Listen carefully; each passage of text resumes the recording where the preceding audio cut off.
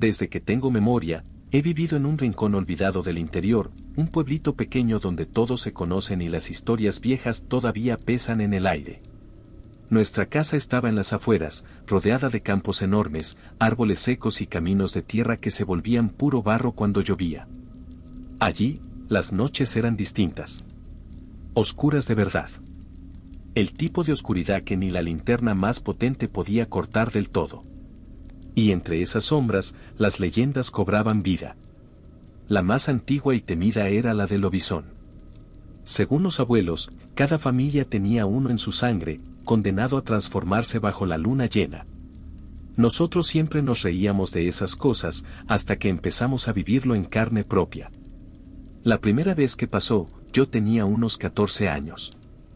Era una noche helada de invierno, la luna llena brillaba tan fuerte que parecía de día, pero el frío calaba hasta los huesos. Estábamos en la cocina, cenando alrededor de la estufa a leña, cuando lo oímos. Un aullido largo, desgarrador, que venía del bosque. Nos miramos en silencio. Mamá se persignó sin decir nada. Papá, que nunca creía en esas cosas, frunció el ceño y se acercó a la ventana. Afuera no se veía nada más que sombras moviéndose con el viento. Pero el aullido volvió, esta vez más cerca. Esa noche, no pegamos un ojo. Las siguientes lunas llenas, los ruidos se hicieron costumbre. No era solo el aullido. Se escuchaban pasos pesados rodeando la casa, ramas quebrándose, respiraciones profundas como de un animal grande escondido en la oscuridad. Los perros, que siempre cuidaban el patio, se acurrucaban llorando bajo las ruedas de la carreta, negándose a salir. Recuerdo una noche en particular. Era cerca de la medianoche. El viento soplaba fuerte y la casa crujía como si fuera a desarmarse. Estábamos todos en la sala, tratando de distraernos con cuentos viejos, cuando un golpe tremendo sacudió la puerta principal. Fue tan fuerte que las lámparas de querosén titilaron. Papá agarró su escopeta y nos ordenó que subiéramos al desván. Desde allí, temblando de miedo, escuchamos sus pasos acercándose a la puerta y después, el silencio. Un silencio espeso, casi insoportable. Cuando papá volvió, estaba blanco como una sábana. Solo dijo, no era un hombre, pero tampoco era un animal. Y no quiso dar más detalles. Después de eso, cambió. Empezó a tomar precauciones que antes se reía de seguir, ponía sal gruesa en los umbrales, colgaba ramas de espinillo y rezaba oraciones que aprendió de su abuela. Pero nada parecía detenerlo. Una noche, me animé a mirar por la ventana. Y juro por todo lo que amo que vi algo. Una figura enorme, encorvada, caminando a dos patas entre el maizal. Su silueta era grotesca, cubierta de un pelaje oscuro, con unas orejas puntiagudas y unos ojos rojos que brillaban en la oscuridad. Me miró. Lo sé. Sentí su mirada quemándome por dentro. Me agaché de inmediato, temblando, y no volví a mirar más. La tensión en casa era insoportable. Cada luna llena era una batalla para mantener la calma. Los animales amanecían muertos o desaparecidos. A veces encontrábamos huellas enormes alrededor del gallinero, como de un perro gigante, pero deformadas, como si fueran de algo que no debería existir. Una mañana, después de una noche particularmente violenta en la que escuchamos gritos de los vecinos del otro lado del monte, encontramos en el camino principal una mancha de sangre que se extendía varios metros. Nunca supimos qué había pasado realmente. Nadie quiso hablar del tema. Con el tiempo, los ruidos empezaron a disminuir. Algunos dicen que el lobizón se muda de familia, que después de cumplir su condena busca a otro portador de la maldición. Yo no sé si es verdad. Solo sé que, hasta hoy, cuando hay luna llena, cierro todas las ventanas, tranco la puerta con cadenas y rezo las mismas oraciones que rezaba mi papá. Porque en el interior, en el campo donde la oscuridad es más oscura y el silencio es más pesado, hay cosas que nunca mueren del todo. Y aunque ya no se escuche su aullido, el lobizón sigue ahí, escondido entre las sombras, esperando.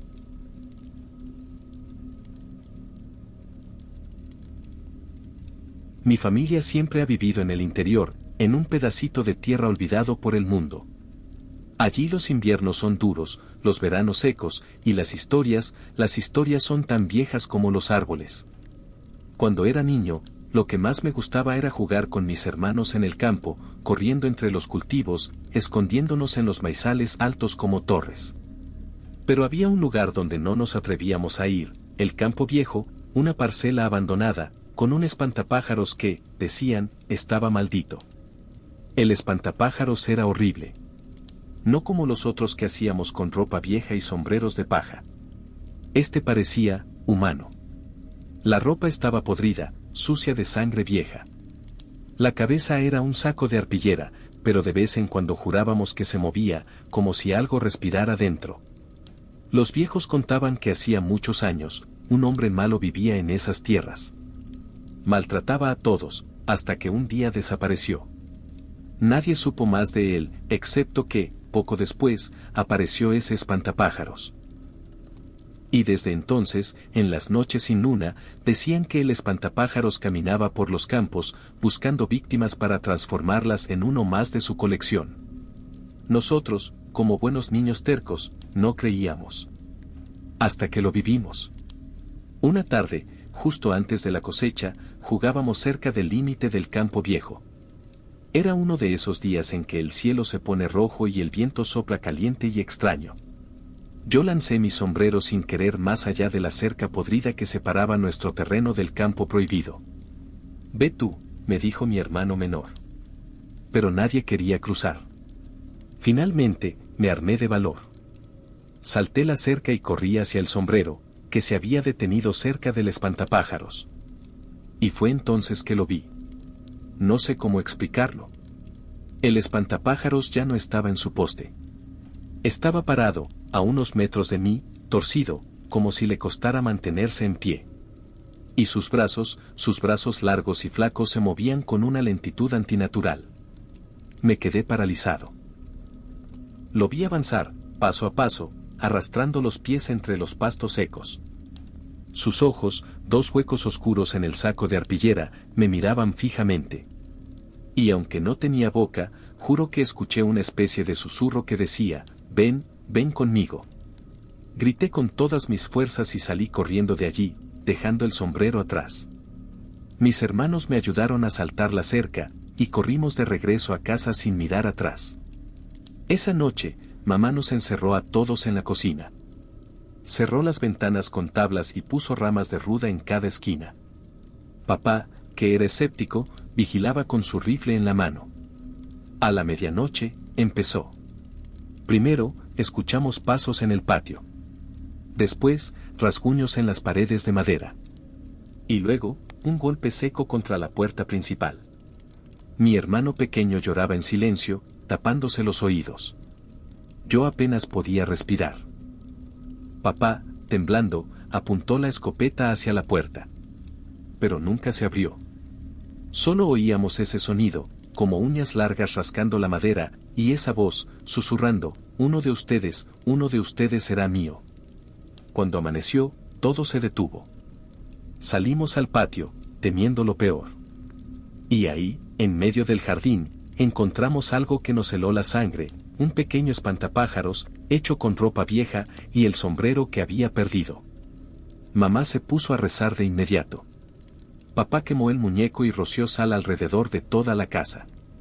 Desde ese día, nunca más nos acercamos al campo viejo. Con los años, algunos dicen que el espantapájaros desapareció. Otros dicen que sigue allí, esperando, escondido en algún rincón olvidado, buscando a quienes se atreven a entrar en su territorio. Yo, cada vez que veo un espantapájaros, aunque esté bajo un sol radiante y rodeado de gente, siento ese escalofrío recorriéndome la espalda. Porque sé que ellos pueden despertar. Y no hay nada que puedas hacer cuando te eligen.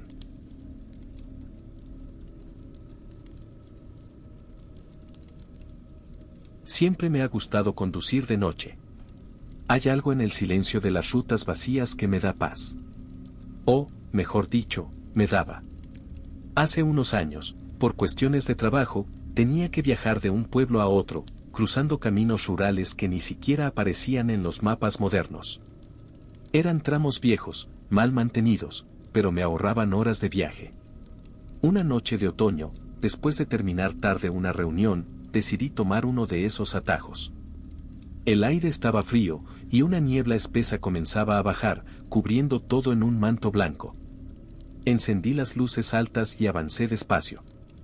Durante varios kilómetros no vi absolutamente nada, ni una casa, ni una estación de servicio, ni un alma. Solo la carretera recta, flanqueada por árboles desnudos que parecían moverse con el viento. Entonces, la radio del auto empezó a fallar. Interferencias, susurros, como si alguien intentara hablar a través de ella. Pensé que era por la señal, pero algo en mi pecho me decía que no estaba solo. Minutos después, vi a alguien parado al costado de la carretera. Era una mujer, vestida de blanco, con el cabello largo tapándole el rostro. No hizo ninguna señal, no pidió ayuda, solo estaba ahí, inmóvil. Pasé a su lado despacio, y un escalofrío terrible me recorrió la espalda. No me atreví a mirar por el retrovisor. Pero el horror verdadero empezó poco después. El GPS, que hasta entonces marcaba mi camino, de pronto se volvió loco, giraba la imagen sin parar, como si yo estuviera dando vueltas en círculos. Y, aunque seguí recto todo el tiempo, las señales de la carretera empezaron a repetirse, el mismo árbol caído, la misma curva suave, el mismo poste de luz oxidado. Era como si estuviera atrapado. Intenté dar la vuelta, regresar, pero no importaba hacia dónde manejara, todo era igual. La misma niebla, el mismo asfalto agrietado, la misma sensación de que algo me seguía de cerca. En un momento, lo vi por el espejo lateral. Alguien corría detrás del auto. No era una persona normal. Su cuerpo era desproporcionado, sus brazos largos tocaban el suelo, y su rostro era solo una mancha negra. Corría a una velocidad imposible, casi rozando el parachoques trasero.